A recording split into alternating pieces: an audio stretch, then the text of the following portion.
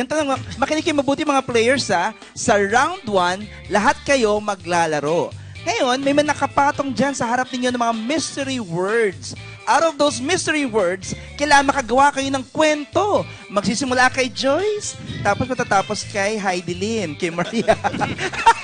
Sorry, Maria. Weightlifter, go.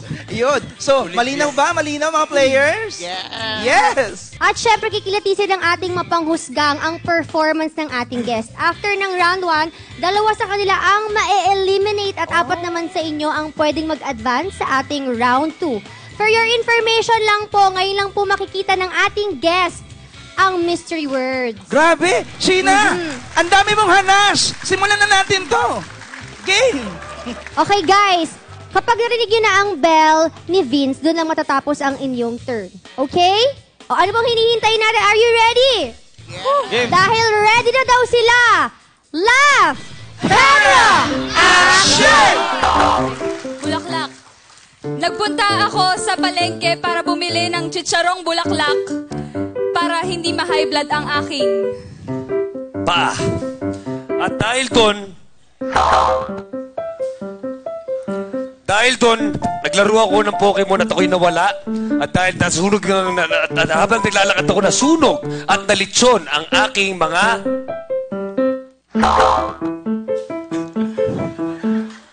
Nalitsyon ang aking mga matambok na baboy.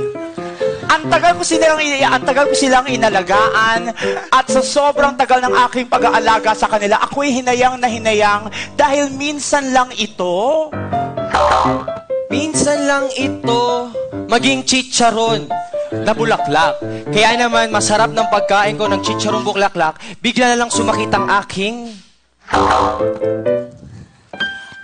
tiyan, kaya ako'y naloka at naghanap ka agad ng banyo na aking pupuntahan.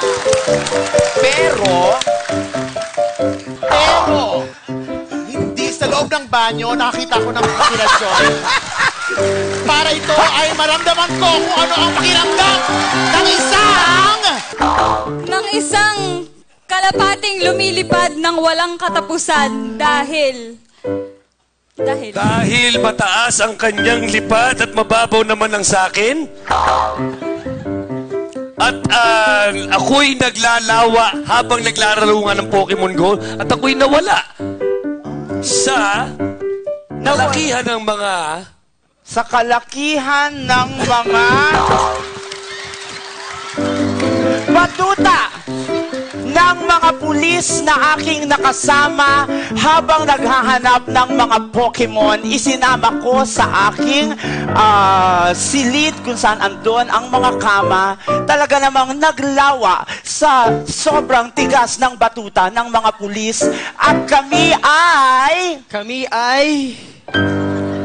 kami ay hindi sanay sa kanan, kaya kaliwete kaming mga pulis na gumagamit ng batuta. Kaya naman nung may nahuli kaming kriminal, kami agad-agad ay sinilip ng nakatataas sa amin para malaman kung nagtatrabaho ang mga pulis. Kaya,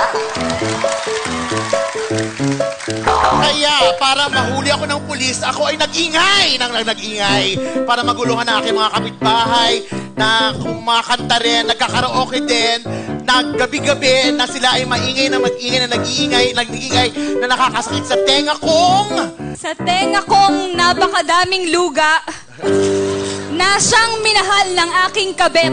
Kaya lagi kaming nagkikita sa... Ang bango naman doon, ang bango. Sa motel kami nagkikita ng kanyang kabet. Hindi lang niya alam.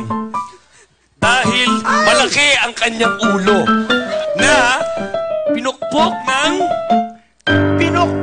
ng sobra-sobra at sinagat ng husto. Kaya naman kung isa akong sangre, mapapasabi ako ng Pashlea. At dahil doon, aking naalala ang lahat ng aking mga nakaraan, ang aking mga nagdaan na mga past boyfriends. At silang lahat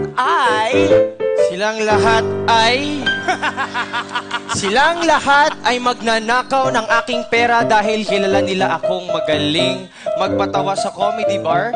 Tapos, yung isa kong boyfriend ay bigla na lang tumalikod dahil wala na siyang nakuha sa akin dahil naubos na niya ang aking ipon. Pero, Pero, hindi ako naniniwala dahil lahat ng mga yon ay sinulsol lang ng aking karibal sa kanyang puso. Okay. Ayan ang ating round 1. Mga kapuso, na-miss nyo ba ang laugh trip na performances sa ating programa? Kaya i-click nyo na mga videos na ito para tuloy-tuloy ang saya. Woo! As in, ngayon na po ba i-click? Aba, kailan pa? Click na! Woo! Laugh, camera, action!